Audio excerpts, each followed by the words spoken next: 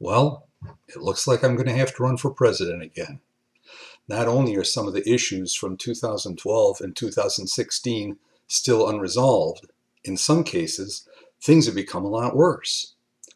One issue in the forefront of today's news is Trump's insistence on building a wall along our nation's southern border. Besides the fact that a wall is a rudimentary and really antiquated strategy, I'm wondering, have we seen an actual engineering study to address the feasibility of building such a wall over that distance and in that terrain? Have the legal issues of property acquisition and the exertion of eminent domain been explored in any detail at all? Even more importantly, is there really a crisis having to do with the number of illegal immigrants entering our country through the southern border? According to the U.S. Customs and Border Protection, illegal immigration via the southern border is down 75% since the year 2000. A 75% reduction. Sounds like our current system is working effectively, and my hat's off to those law enforcement agencies who've made it happen. Also, according to the Department of Homeland Security, most illegal immigration is not coming into the United States through our southern border. It's coming from people who've overstayed their legal visas or have misrepresented their intentions during the visa process. At this point, a couple of guys I knew from junior high are probably saying, "Yeah, Tim, but what about illegal immigrants coming in from Mexico and collecting welfare?"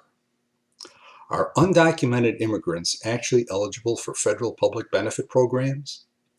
Can illegals get food stamps and regular Medicaid and supplemental security income or health care subsidies through Obamacare? The answer is no. They're not eligible. You have to maintain lawful permanent resident status, so-called green card status, for 5 years to become eligible for these federal programs. So whoever is telling you that illegals are draining our welfare system should be asked to document those claims. Those things being said, how is there now an emergency at our southern border? Trump has had 2 years in office, with the added benefit of both the House and Senate having been under Republican control for those 2 years.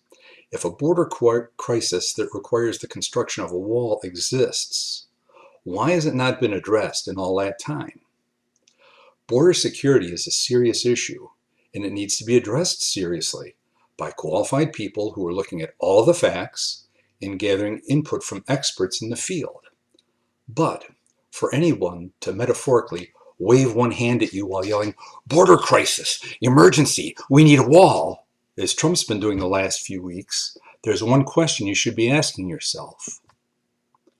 What's he doing with his other hand?